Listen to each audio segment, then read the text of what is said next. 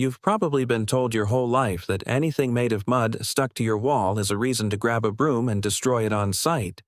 You've seen that strange tube, earth-colored, stuck near the window, under the eaves, or behind the backyard shed, and your first reaction was disgust. Maybe you've already destroyed one or several without ever stopping to ask what was actually living inside. What you're about to discover is going to change the way you look at that little piece of mud on your wall forever. Because what you threw away, crushed, or hosed down was not a threat. It was a defense system built brick by one of the most efficient and most misunderstood hunters in your backyard. And the reason nobody ever told you this is simple. This animal never needed publicity. It works in silence, and the proof of that work was right in front of you the whole time. Here's the first shock. That mud tube is not the nest of a pest. It's the nursery of one of the few creatures on the planet capable of hunting, immobilizing, and defeating a living spider, alone, unaided, without deadly venom, using pure strategy alone. We're talking about the potter wasp, also known as the mason wasp, a solitary insect that most people mistake for a threat, when in fact it's the exact opposite. Unlike wasps that form aggressive colonies and sting in groups to defend a shared nest, the potter wasp lives alone. She has no queen to protect, no thousands of workers, no reason at all to attack you. Her stinger exists for a single purpose, and it isn't to hurt you.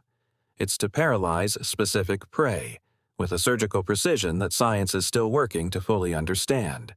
And the proof that this work happened is right there, in that mud tube you almost destroyed.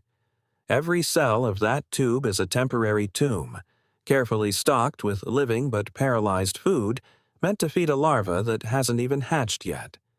This isn't dirt on your wall. This is a precision-engineered pantry, built by a six-legged architect. To understand the scale of what this wasp does, you need to understand the enemy she faces. The potter wasp's favorite prey isn't some small, defenseless insect. It's the spider, and not just any spider. Species of potter wasp around the world have been documented actively hunting black widow spiders, one of the few spiders whose venom actually poses a real risk to a healthy adult human. Picture the scene. The wasp locates the web. She doesn't rush in, because that would be suicide. She approaches with extreme caution, sensing every vibration, every thread, assessing the terrain before acting. When the right moment comes, she moves fast, avoids the sticky strands that would trap any ordinary insect, and strikes the spider directly, with a calculated sting to a specific point in the nervous system. It's not a random jab. It's neurotoxin delivered with the precision of someone who has done this hundreds of times, generation after generation, by pure instinct. The spider doesn't die. And that's the most unsettling, most brilliant detail in this entire story. The wasp doesn't want dead prey because dead flesh rots. She wants paralyzed, living prey, naturally preserved, so her larva has fresh food throughout its entire development. After paralyzing the spider, she carries it, sometimes flying with a weight nearly equal to her own body, back to the mud tube she built herself, one grain of mud at a time, moistened with her own saliva, shaped the way a potter shapes clay. Inside that tube, she deposits the paralyzed spider, lays a single egg on top of its body, and seals the cell with another layer of mud.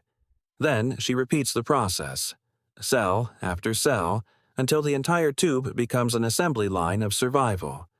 Each of these cells is a biological storage room, a cleanup crew that works without a single day off, removing potentially dangerous spiders from the perimeter of your house without you spending a cent on pest control.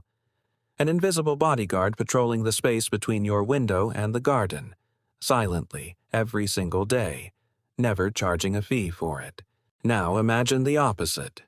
Imagine you destroy that tube, like millions of people already have, thinking you were getting rid of a pest. What actually happens is the reverse of what you expected.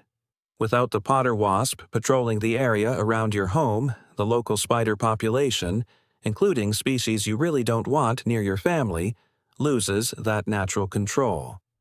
Field studies show that in regions where these wasps are abundant, the presence of medically significant spiders near human structures tends to be noticeably lower. Take the wasp out of the equation, and you remove one of the most effective natural filters that exists between wildlife and your front door. There's also another role almost nobody mentions. Adult potter wasps feed on nectar, which means that while they hunt for their young, they also act as quiet pollinators for the plants in your garden. Destroying the nest doesn't just affect spider control. It affects an entire cycle of balance that formed silently, without asking your permission, and without ever charging you for it. So let's recap what you learned today. That mud tube on your wall isn't a sign of infestation. It's not dirt. It's not a threat. It's the signature of a solitary hunter, peaceful toward humans, who risks her own life confronting dangerous spiders to feed the next generation of her species. It's a natural defense system, built with mud and saliva, working for free in your own backyard, probably for far longer than you ever realized. The potter wasp never asked for recognition. She just wanted a quiet corner, near your window, to keep doing the work that nobody else does quite as well as she does. Next time you spot one of these mud tubes on a wall, pause for a second before destroying it. Think about everything that happened inside for that tube to exist. Think about the spider that won't be roaming your yard anymore because of it. And think about whether, just maybe, you've been destroying the wrong allies this whole time.